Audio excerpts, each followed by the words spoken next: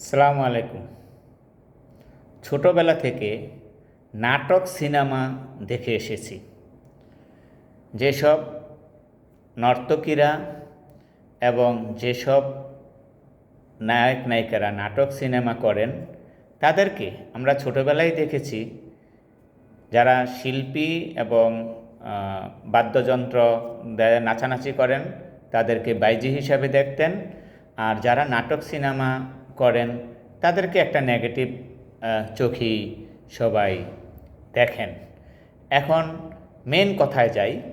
কথা হলো, নাটক সিনেমাতে দেখেন সর্বদা তারা নিজেরাই ফুটাইয়া উঠায় চরিত্রের ভিতরে অভিনয় করে, ভালো এবং মন্দ। ম্যাক্সিমাম টাইমে দেখেন তারাই কিন্তু উপাধি দেয়, এই তুই অমুক, তুই অমুক, তুই এভাবে চলতেছিস, তুই প্যান্ট শার্ট পরে বলতেছিস, সমাজে কী বলবে, অমুকরে কী বলবে, সমুকটা কী বলবে, তারাই কিন্তু বলে। যত দোষ ত্রুটি আছে নাটক সিনেমার ভিতরে, যেই সব মানুষ পছন্দ করে না ওই সব দোষগুলা কিন্তু ওরা চরিত্রের মাধ্যমে ফুটাইয়া তোলে। তার মানে এই যে ওই সকল দোষ ত্রুটি আবার যখন নিজেরা যাইয়া বাহিরে করার পরে মিডিয়াতে এসে তখন বলে মা বোন নাই, এই নাই, সেই নাই। এখন মেন কথা হলো, ছেলে মানুষ যদি চরিত্রগত খারাপ হয়, ছোটোবেলা জানতাম তাকে বলতো লুচ্চা। মেয়ে মানুষ যদি চরিত্রগতভাবে খারাপ হয় তাকে বলতো বেশ্যা।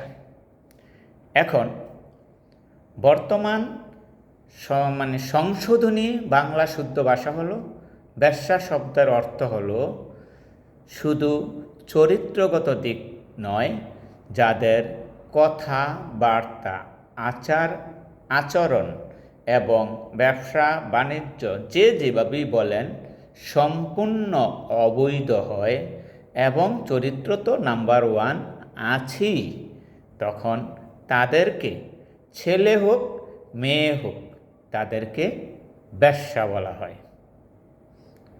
সেই অনুযায়ী ওপেন মিডিয়াতে এসে যারা সত্যটা সত্য, মিথ্যাটা মিথ্যা না বলে, সত্যকে মিথ্যা এবং আরেকজনের চরিত্র নিয়ে, আরেকজনকে দুষ্ত্রুটি নিয়ে ওপেন মিডিয়াতে এসে বলতে পারে, তাদেরকে কি বলা চলে? বেশ্যা। গীবত করা বা নোংরামি করা, তাও কিসের ভিতরে পড়ে? বেশ্যা। সেই অনুযায়ী বিগত পলাতক সরকার, যেটা আমাদের বাংলাদেশের 20 কোটি মানুষের প্রধান ছিল, তিনি ওপেন মিডিয়াতে এসে যখন মিথ্যাকে সত্য বানাতেন, সত্যকে মিথ্যা বানাতেন এবং সবাইকে একটা কথার পরিবর্তে আরেকটা কথা, আরেকটার পরিবর্তে আরেকটা, খুনি, অবৈধ নির্বাচন, অবৈধ প্রশাসন, সব কিছু অবৈধভাবে দখল করেছিলেন, তার নিজের পজিশনটাও সে অবৈধভাবে দখল করেছিলেন। সেই অনুযায়ী সেও কি, আমার মতে সেও ওই যেটা শুদ্ধ বাংলা ভাষা, বেশ্যা। তা সে যেহেতু দেশের প্রধানমন্ত্রী ছিলেন, 20 কোটি মানুষের প্রধান উনি ছিলেন, তাহলে উপাধিটা কি আসে? সে দেশের জাতীয় বেশ্যা।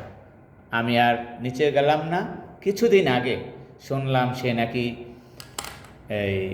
হিন্দু ধর্ম গ্রহণ করেছেন। সত্য মিথ্যা আমি জানি না, যদি মিথ্যা হয়ে থাকে এটা অন্য হিসাব, যদি সত্য হয়ে থাকে তাহলে তার উপাধি আজ আমি এই মুহূর্তে সর্বপ্রথম একজন ব্যক্তি তার উপাধি দিয়ে দিলাম, বাংলাদেশের পলাতক প্রধানমন্ত্রী। সে হলো বাংলাদেশের জাতীয় বেশ্যা। এবং আরও একজন আছে, তার যে দোসর ছিল, বর্তমানে এখনও আছে, তাকে পালিয়ে যেতে সহযোগিতা করেছেন বাংলাদেশের সেনাপ্রধান, বর্তমান দায়িত্বে আছেন, সে হলো বাংলাদেশের জাতীয় বেঈমান। অতএব এই দুইজনের নাম বাংলাদেশে আমার মনে হয় ইতিহাসের পাতায় লিখে রাখা দরকার। আজ আমি তাদের উপাধি দিলাম, একজন হলো বাংলাদেশের জাতীয় বেঈমান, আরেকজন হলো বাংলাদেশের জাতীয় বেশ্যা।